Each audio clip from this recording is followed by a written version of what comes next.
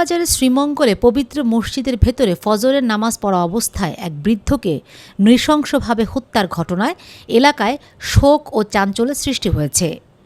নিহতের নাম হাফিজুল্লাহ, বয়স ৮০। তিনি স্থানীয় ভুনবির ইউনিয়নের পশ্চিম লইয়ারকুল গ্রামের বাসিন্দা ছিলেন।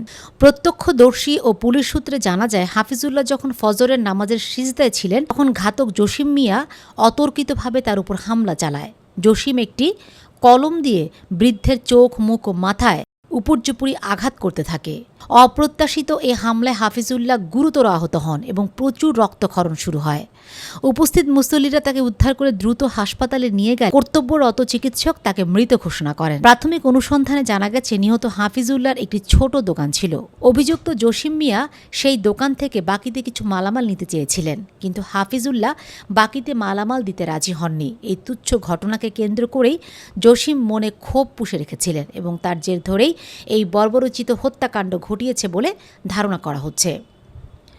ঘটনার পরপরই শ্রীমঙ্গল থানা পুলিশ ঘটনাস্থল পরিদর্শন করে এবং অভিযান চালিয়ে অভিযুক্ত জসিম মিয়াকে গ্রেফতার করে।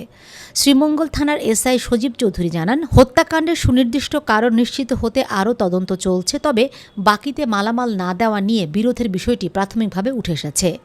নামাজে সিজদারত অবস্থায় একজন ৮০ বছর বয়সী বৃদ্ধাকে কলম দিয়ে খুঁচিয়ে হত্যার মতো এমন অমানবিক ঘটনায় স্থানীয়রা স্তম্ভিত। এলাকাবাসী এই নৃশংস হত্যাকাণ্ডের দ্রুত বিচার ও দৃষ্টান্তমূলক শাস্তি দাবি জানিয়েছে।